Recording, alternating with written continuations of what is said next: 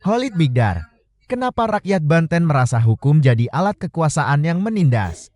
Video ini mengupas tuntas bagaimana hukum dipakai sebagai alat kekuasaan yang menindas rakyat, khususnya di Banten. Pernahkah kamu merasa hukum tidak adil? Saksikan perjuangan rakyat Banten yang tidak mau diam menghadapi perampasan hak hidup mereka secara bergenerasi.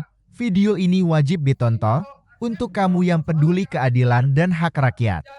Jangan lupa bagikan agar semakin banyak yang sadar. Terjadi di Riau, terjadi di NTT, di Lombok, di Papua, bahkan hampir di setiap pelosok wilayah negeri bangsa Indonesia yang kita cintai ini.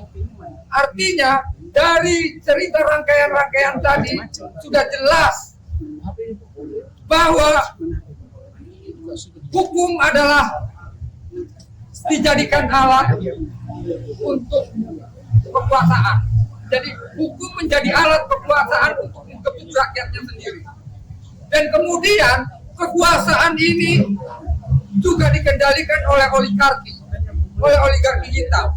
Lalu kemudian kita sebagai rakyat, ketika bangsa Indonesia ini dikendalikan oleh oligarki, dan kemudian bangsa kita sendiri menggunakan hukum sebagai alat untuk menggebuk rakyatnya sendiri ketika rakyatnya untuk mempertahankan hak hidupnya, ruang hidupnya, yaitu persoalan agraria. Saya pikir ini sangat miris sebagai rakyat Indonesia. Jangan sampai kemudian rakyat Indonesia menyesal menjadi warga negara Indonesia atau warga negara Konoha. Saya mohon kepemimpinan hari ini bangsa Indonesia jangan sampai seperti warisan dari kepemimpinan yang lalu, 10 tahun yang lalu.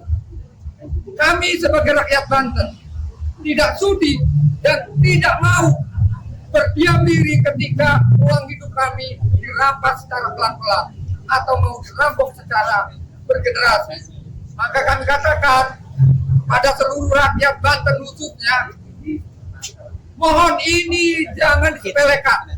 Ini adalah ayat yang harus kalian baca bahwa Banten dalam kondisi yang sedang dirongrong secara bergenerasi. Terima kasih. Assalamualaikum warahmatullahi wabarakatuh.